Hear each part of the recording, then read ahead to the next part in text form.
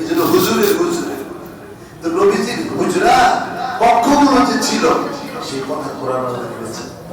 আল্লাহ হাবিবের কিভাবে ডাকতে হবে, কথা বলতে হবে, সেটা আল্লাহ কোরআনের আদব শিক্ষা দিয়েছে। সুবহানাল্লাহ। নবীজির সম্মানের ব্যাপারে কোনো বেয়াদবিপূর্ণ কথা বলা যায় না। আপনার পছন্দের কিছু থাকবে, আপনার আমার মতো কত পাগল ছাগল দুনিয়া আছে, নবীজির সম্মান না দিলে কি হইবে? যেখানে আল্লাহ তাকে সম্মান দিয়েছে, আপনার আমার মতো পাগল সম্মান না দিলে কি হইবে? যারা নবীর প্রেমিক আশেক হবে তারা যুগে যুগে নবীর সম্মানের প্রতি লক্ষ্য রেখে নবীজির মিলাদ, নবীজির সিরাত তারা পালন করবে। ঠিক কি না? আজকে আপনারা পালন করতেছেন মিলাদ, যেহেতু রবিউল আউয়াল মাসে নবী আসছেন।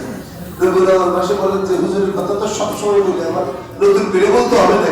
হ্যাঁ, সবসময় বলতে হবে, নতুন করেও বলতে হবে। আমাদের প্রজন্ম কিভাবে জানবে?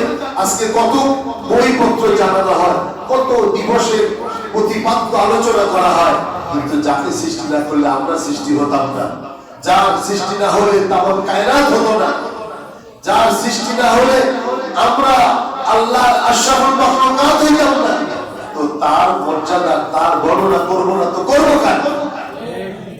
আল্লাহ যার প্রশংসা করছেন, আল্লাহ যার চরিত্রের বর্ণনা দিয়েছেন, আল্লাহ যার প্রতি আদব রক্ষা করার জন্য আমাদেরকে নির্দেশ দিয়েছেন, সুতরাং তারই প্রশংসা করতে হবে।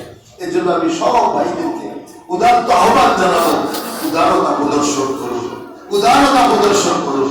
নবী আলোচনার ক্ষেত্রে কোনো সময় বেয়াদবি করবেন না, গোস্তাকি করবেন না, জোরে সারখার হয়ে যাবে। আপনাদের আমাদের আমল কোনোই কাজে লাগবে না। আন তাহবাতা আমালুকুম ওয়া আনতুম লা তাশউরুন, আপনার আমল বিনষ্ট হয়ে যাবে, কেন করতে পারবেন?